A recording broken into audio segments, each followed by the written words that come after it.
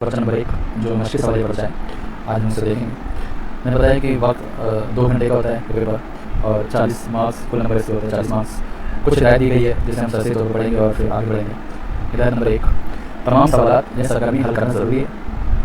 Point number 2, बाएं जानिब का अदद सवाल का कुल नंबर ज़ाहिर करता है।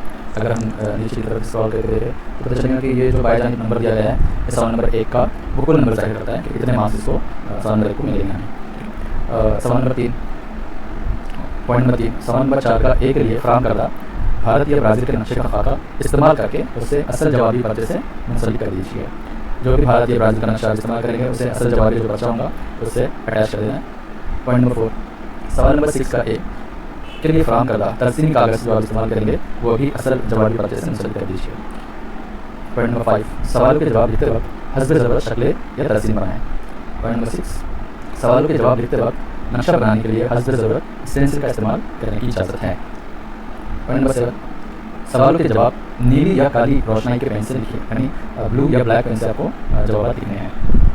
पेंसिल के लिखे हुए जवाब कबूल नहीं किए जाएंगे। जो पेंसिल से अगर आप जवाब लिख रहे हैं वो कबूल नहीं किए जाएंगे। शक्लें, तरसीम, नक्शा वगैरह बनाने के लिए पेंसिल या रंगीन पेंसिल का इस्तेमाल किया जा सकता है। ये कुछ हिदायत थी। अब हम सवाल की तरफ बढ़ेंगे। सवाल नंबर 1, सही मुबादिल चुनकर बयान मुकम्मल कीजिए। राजस्थान के मैदानी इलाके को डैश कहते हैं। राजस्थान के मैदानी इलाके को थार का रेगिस्तान कहते हैं। भारत की आबोहवा डैश किस्म की है। भारत की आबोहवा मानसूनी किस्म की है। भारत की रियासत डैश में बड़े पैमाने पर नमक की पैदावार होती है। भारत की रियासत गुजरात में बड़े पैमाने पर नमक की पैदावार होती है। सवाल नंबर 4 है, ब्राज़ील में कम शहरकारी वाली रियासत डैश है। ब्राज़ील में कम शहरकारी वाली रियासत अमापा है। सवाल नंबर 2 है जिसमें 3 सुतून हमें दिए गए, सुतून अलीफ, सुतून बे और सुतून जीम। इसको हमें मुद्दों को जोड़कर, मुनासिब मुद्दों को जोड़कर जंजीर मुकम्मल करनी है। तो हमारे पास इस यहाँ पर बना हुआ है जंजीर कुछ इस तरह से बनाएंगे।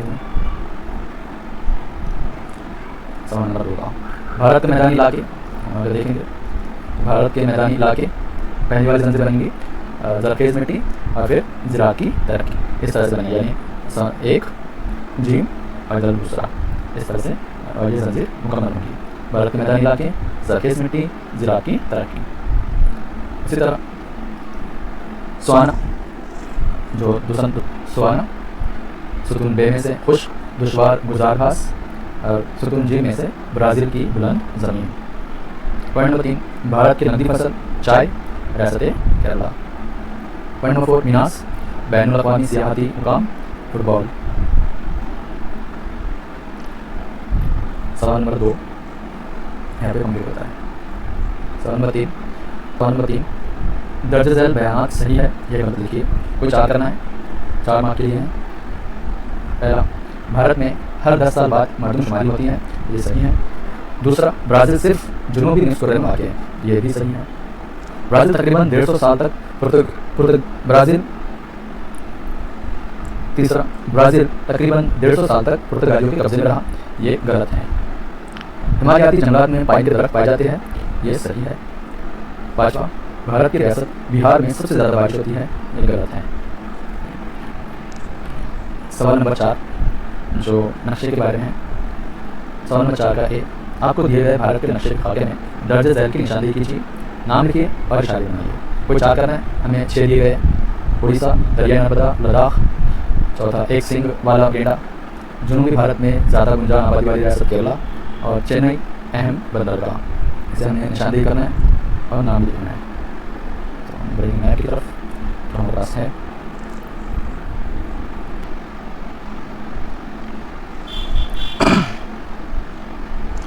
सवाल नंबर 4 के लिए हमें कुछ इस तरह से नक्शा फिलअप करना है और इस तरह से इशारे बनाए हैं। नंबर शुमार कुछ इधर लिखेंगे, 6 तक नंबर है जो हमें दिए गए, 4 ही करना है। निशान और अलामत यहाँ लिखना है। इस तरह से हम निशान बता रहे हैं किसके लिए, उड़ीसा के लिए। उड़ीसा के लिए कुछ इस तरह से दरिया नर्मदा ये है, लद्दाख के लिए एक सिंग वाला गेंडा इस तरह से बनाएं, या फिर एक स्टार बना सकते हैं अगर ये नहीं जमता है। जनूबी भारत में ज़्यादा गुंजान वाली आबादी रियासत केरला, और उसके लिए इस तरह से कर लें। और अहम बंदरगाह है जो चेन्नई की, उसके लिए इस तरह से निशान बनाएंगे।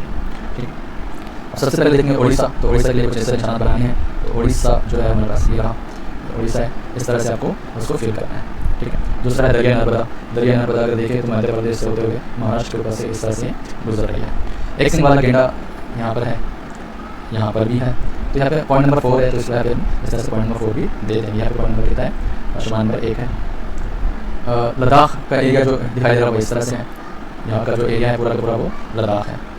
और नीचे की जानिब अगर देखेंगे तो ये केरला है, और इधर हमें बताना है चेन्नई का एक बंदरगाह बतानी है। सवाल नंबर 4 का भी दिए गए ब्राज़ील के नक्शे का मुशाहिदा कीजिए और सवाल के जवाब लिखिए। कुछ क्या करना है, हमें इस तरह से कोई नक्शा दिया गया है, इस तरह से नक्शा दिया गया है ब्राज़ील का, इसका बगौर मुताला करके ये सवाल हैं, इसको हल करना है। ब्राज़ील के 2 किस्म के जंगलात के नाम लिखिए। तो ब्राज़ील के 2 किस्म के जंगलात के नाम जो है वो है इस्तवाई जंगलात और गर्म घास का इलाका, दलदली इलाका, गर्म पतझड़ के जंगलात, कांटेदार जंगलात, मुअत्तदिल घास का इलाका। कोई 2 नाम ही लिखना है, आप चाहे तो कोई इसमें से चूज़ कर सकते हैं। नक्शे में दिखाए गए जजीरे का नाम बताइए। नक्शे में जो जजीरा दिखाया गया है उसका नाम बताना है। नक्शे में दिखाए गए जजीरे का नाम है मारा जो। नक्शे में मगरमच्छ कौन से इलाके में दिखाया गया है? तो नक्शे में मगरमच्छ जो इलाके में दिखाया गया है वो है निप्टानॉल। तामरन ये जानवर किस इलाके में दिखाई देता है?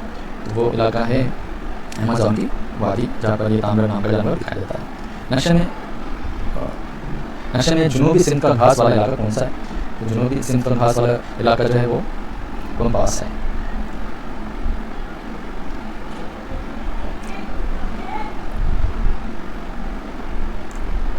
ये जजीरा है, ये नेपटनॉल है, पंपास है। इन सब के बारे में हमें सवाल पूछे गए। सवाल नंबर 5 का पहला क्वेश्चन है, इंसानी बस्ती को फ़रोग़ देने का अहम सबब पानी की दस्तयाबी है। जोग्राफी बजवा बताना है कि इंसानी बस्ती अभी वहाँ बस्ती है जहाँ पर पानी होता है। जोग्राफी बजवा बतानी है, इसका जवाब कुछ इस तरह से 3 पॉइंट में आप लिख सकते हैं। पहला पॉइंट है, इंसानों की रोज़मर्रा की ज़िंदगी में पीने और दीगर ज़रूरतों के लिए पानी की हमेशा ज़रूरत होती है। खेती बाड़ी दीगर सनतों के लिए भी पानी इंतहाई ज़रूरी है। दूसरा पॉइंट, अगर पानी दस्तयाब ना हो तो ज़राअत और सनतों का फ़रोग़ नहीं हो सकता। ज़राअत और सनतें कैसे काम करेंगे अगर पानी ना हो? ऐसे इलाकों में इंसानी बस्तियाँ फ़रोग़ नहीं पा सकती जहाँ पानी नहीं होता। पॉइंट नंबर 3, पानी की दस्तयाबी से ही खेती बाड़ी दीगर पेशों को फ़रोग़ मिलता है, इसलिए इंसानी बस्तियों के फ़रोग़ में पानी की दस्तयाबी एक अहम आमिल है। ये हम वजूहात लिख सकते हैं। सवाल नंबर 5 का दूसरा क्वेश्चन है, इलाकाई सैर के दौरान कचरे का इंतज़ाम करना ज़रूरी है। जब हम इलाकाई सैर के लिए जाते हैं तो कचरे का इंतज़ाम हमें खुद ही करना ज़रूरी है। इसकी वजह बतानी जोग्राफी वजह क्यों ज़रूरी है। इस तरह से कुछ 3 पॉइंट है जो आप जवाब में लिख सकते हैं। इलाकाई सैर के दौरान हम खाने पीने की चीज़ें, पानी की बोतल, कागज़ की थैलियाँ वगैरह ले जाते हैं। उनको इस्तेमाल के बाद इधर उधर डाल देते हैं, जिससे कचरा फैलता है। पॉइंट नंबर 2, कचरे से आलूगी पैदा होती है और माहौल ख़राब होता है। पॉइंट नंबर 3, इलाकाई सैर के दौरान नज़्म और ज़ब्त रखना ज़रूरी है, डिसिप्लिन रखना ज़रूरी है इलाकाई सैर के दौरान, इसलिए इलाकाई सैर के दौरान कचरे का इंतज़ाम करना भी ज़रूरी है। ये हम 3 पॉइंट उसके जवाब में लिख सकते हैं। पॉइंट नंबर 3, आबादी एक अहम वसीला या दौलत है। आबादी एक अहम वसीला है या दौलत है, इसकी जोग्राफी वजह बतानी। सवाल नंबर 3 है। ये 3 पॉइंट हम लिख सकते हैं। किसी भी मुल्क की माशी और समाजी तरक्की का इंसार उस मुल्क की आबादी और आबादी के मियार पर होता है। पॉइंट नंबर 2, अगर किसी मुल्क की आबादी हद से ज़्यादा हो और उसका मियार पस्त हो तो उसकी समाजी माशी तरक्की की रफ्तार सुस्त होती है। पॉइंट नंबर 3, किसी मुल्क की आबादी काफ़ी हो और आबादी का मियार भी ऊंचा हो तो माशी और समाजी तरक्की तेज़ रफ्तार से होती है। इस बिना पर कहा जा सकता है कि आबादी एक अहम वसीला है। ब्राज़ील में मुंतक़े हारा के गिरदबादी तूफ़ान कब आते हैं? उसका जवाब कुछ इस तरह से लिखा जा सकता है, ब्राज़ील के साहिली इलाकों में ख़त्ते इस्तिवा के करीब अमूमन दर्जा हरारत में कोई ख़ास फ़र्क वाक़ई नहीं होता। नंबर 2, इस इलाके में हवाएं मुसलसल उमूद सिमत में बहती रहती है, गिरदबादी तूफ़ान बहुत कम आते हैं।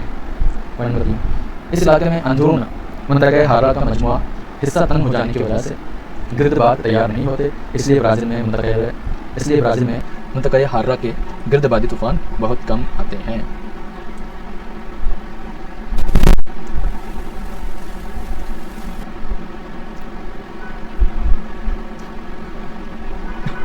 सवाल नंबर 6, दर्ज ज़ैल शुमारियाती मालूमात की मदद से तरसीम बनाएं और इसके नीचे दिए हुए सवालों के जवाब लिखिए।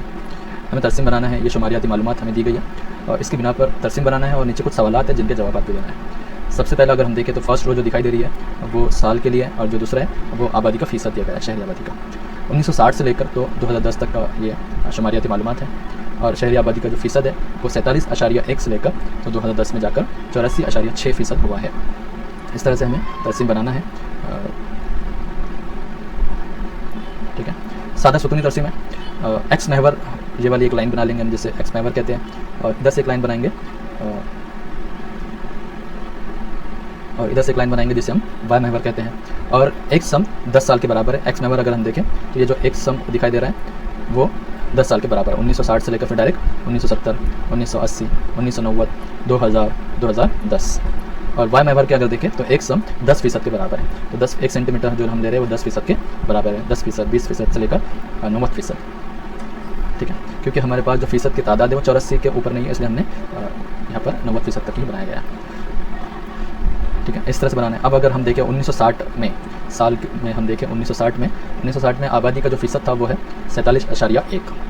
इसी तरह हम एक कॉलम बनाएंगे जो ले जाएंगे हम 47.1 तक। इसी तरह 1970 अगर देख लें तो 1970 में आबादी का फ़ीसद जो है 56.8 है। तो इसी तरह हम देख लें तो 1970 में हम कहाँ तक ले जाना है, 56.8 तक। 1980, 1990, 2000 इस तरह से हम बनाते जाएंगे और ये 2010 में लास्ट में 84.6 तक ले जाना है। 2010 और इधर 84.6 तक ले जाएंगे। ठीक है, कुछ इस तरह से बनाएंगे। अब कुछ सवालात हैं जिसके जवाब हम देखेंगे। सवाल नंबर 1 है, ये तरसीम क्या ज़ाहिर करता है? तो ये तरसीम जो है वो क्या बताता है हमें, शहरी आबादी की फ़ीसद बताता है, कब से लेकर 1960 से लेकर तो 1910 तक को, इसको ज़ाहिर करता है। दूसरा, किस दहाई में शहरी आबादी की रफ्तार में कमी आई है? तो हम अगर देखें तो 2000 से लेकर 2010 तक की जो दहाई है, 2000 से 2010 तक की दहाई, उसमें आबादी में कमी आई है। देख लें 81.5 था और फिर कुछ ज़्यादा नहीं बढ़ा है 10 साल में, 84.6 तक ही गया है। सवाल नंबर 3 है, साल 1980 से 1990 की दहाई, जो 1980 से लेकर 1990 की दहाई है, में शहरी आबादी कितने फ़ीसद का इजाफा हुआ है? तो कितने फ़ीसद का इजाफा है वो हम देख लें। साल 1980 से 1990 की दहाई में 8.6% का इजाफा हुआ है। ठीक है,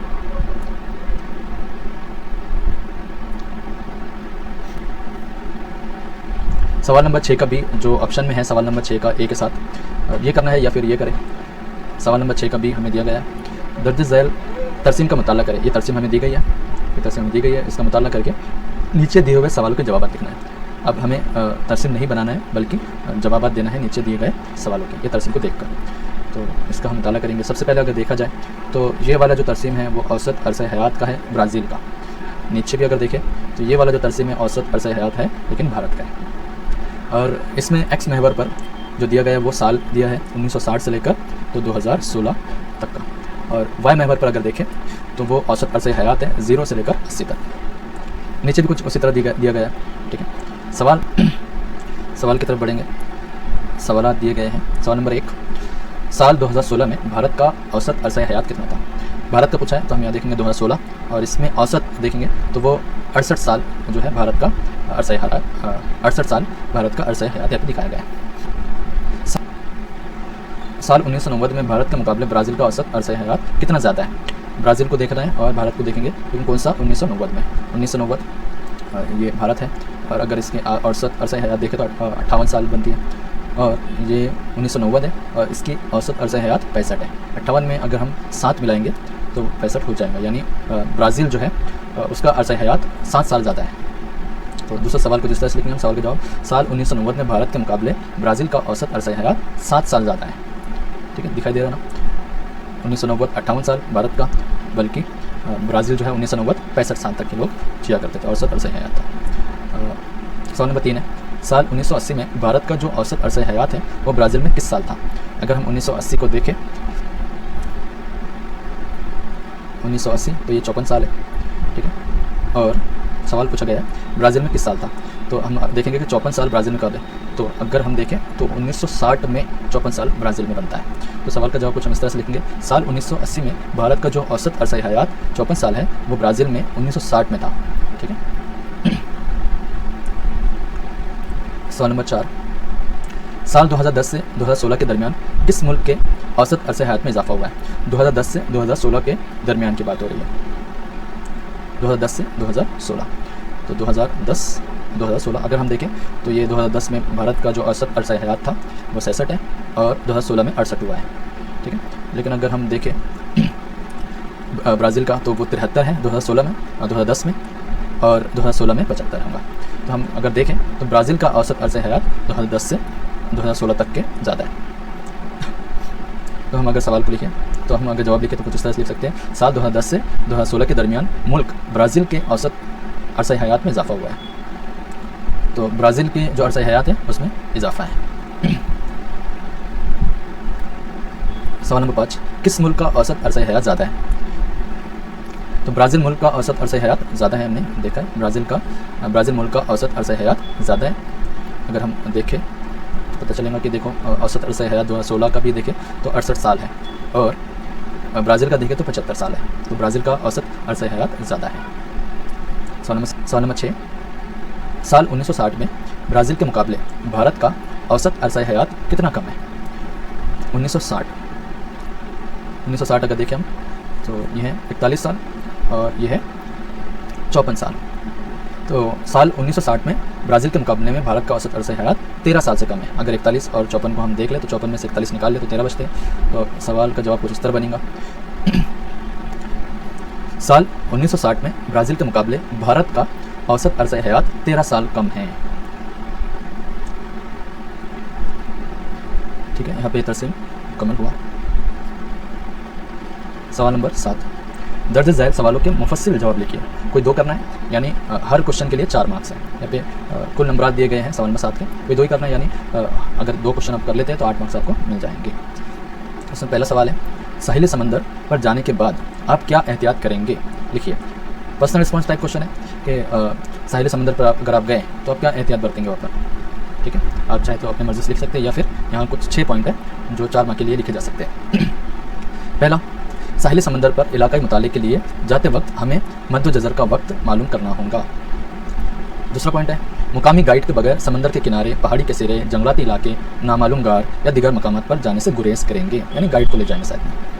तीसरा, समंदर के किनारे पर, पहाड़ी के सिरे पर जंगली जानवरों के साथ सेल्फी लेने की ख्वाहिश से परहेज करेंगे, यानी जंगली जानवरों से वहाँ पर सेल्फी लेते नहीं बैठेंगे। समंदर के गहरे पानी में उतरने और तैरने से एहतियात करेंगे। सियाहती मुकामात साफ़ सुथरा रखेंगे।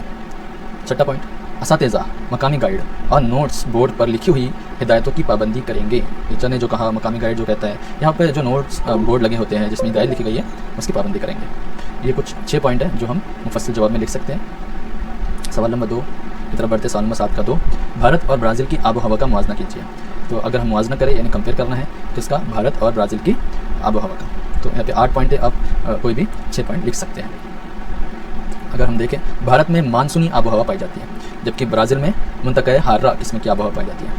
पॉइंट है, उमूमी तौर पर भारत के शुमाली हिस्से में निस्बतन कम दर्जे हरारत होती है। भारत का जो शुमाली हिस्सा है हम देखते हैं वहाँ पे कम दर्जा हरारत होती है कश्मीर वगैरह की तरफ या हिमालय की तरफ, और जनूबी हिस्से में निस्बतन ज़्यादा दर्जा हरारत होती है। और जनूब में नीचे अगर देखें साउथ में तो वहाँ पर दर्जा हरारत ज़्यादा होती है। पॉइंट नंबर 4, इसके बरक्स ब्राज़ील के शुमाली हिस्से में निस्बतन ज़्यादा दर्जा हरारत होती है। अगर ब्राज़ील का देखें हम तो उसके शुमाली हिस्से में ज़्यादा दर्जा हरारत है, यानी मुआवजा कर रहे हैं आबो हवा का। तो वहाँ का कैसा है, जिस तरह से हमारे पास शुमाली हिस्से में कम दर्जा हरारत है, ब्राज़ील में शुमाली हिस्से में ज़्यादा दर्जा हरारत है बनिस्बत किसके, जनूबी के। जनूब में हमारे पास दर्जा हरारत ज़्यादा है यानी भारत में, और ब्राज़ील में जनूबी हिस्से में दर्जा हरारत कम है। पॉइंट नंबर 5, आमतौर पर भारत के जनूबी हिस्से में बारिश निस्बतन ज़्यादा और शुमाली हिस्से में निस्बतन कम होती है। भारत में अगर बारिश की बात करें तो जनूबी हिस्से में ज़्यादा बारिश होती है और जो ऊपर का हिस्सा है शुमाली हिस्सा वहाँ पर निस्बतन कम बारिश होती है। पॉइंट नंबर 6, इसके बरक्स ब्राज़ील में शुमाली हिस्से में निस्बतन ज़्यादा बारिश होती है और जनूबी हिस्से में कम होती है। 7, आमतौर से भारत के साहिली इलाकों में आबो हवा गर्म व मरतूब होती है। गर्म आबो हवा है कहाँ पर, भारत के साहिली इलाकों पर, लेकिन जबकि ब्राज़ील के साहिली इलाकों में आबो हवा मुतदिल और सर्द होती है। ठीक है। सवाल नंबर 3 आखिरी, करना तो कोई 2 ही है, तीसरा भी देख लें। सवाल नंबर 7 का तीसरा, हिमालय की पहाड़ी सिलसिले की तफसीली मालूमात लिखिए। हिमालय की पहाड़ी जो सिलसिला है और उसकी तफसीली मालूमात हमें लिखना है। सवाल नंबर 3 में ये 4 पॉइंट्स हम कवर कर सकते हैं। हिमालय एक जदीद लहरियादार पहाड़ है। भारत में हिमालय पहाड़ कज़ाकिस्तान के पामीर सतह मुर्तफ़ा से शुरू होता है। हिमालय बर्र-ए-आज़म एशिया का अहम पहाड़ी निज़ाम है। भारत में जम्मू कश्मीर से अरुणाचल प्रदेश तक शुमाल मगरिब में हिमालय फैला हुआ है। पॉइंट नंबर 2, हिमालय सिर्फ एक पहाड़ी सिलसिला नहीं बल्कि इसमें कई मुतवाज़ी पहाड़ी सिलसिले शामिल हैं। इसमें श्वालक इंतहाई जुनूबी पहाड़ी सिलसिला है, यह सबसे जदीद पहाड़ी सिलसिला भी है। नंबर 3, जुनूब में शिवालक पहाड़ी सिलसिले से शुमाल में जाते हुए बिल तरतीब हिमालय असगर, हिमालय अकबर और बैरूनी हिमालयी सिलसिले मिलते हैं। ये सिलसिले बिल तरतीब जदीद से कदीम सिलसिले हैं। पॉइंट नंबर 4, हिमालय के पहाड़ी सिलसिले की तकसीम मगरबी हिमालय यानी कश्मीरी जो हिमालय है, वस्ती हिमालय, कमाऊ हिमालय जिसे कहते हैं, और मशरकी हिमालय जो आसाम की तरफ का हिमालय है, इस तरह भी की जा सकती है। यहाँ पर हमारा जो सवालिया पर्चा नंबर 1 है जोग्राफिया का, वो यहाँ पर ख़त्म होता है। अस्सलाम वालेकुम।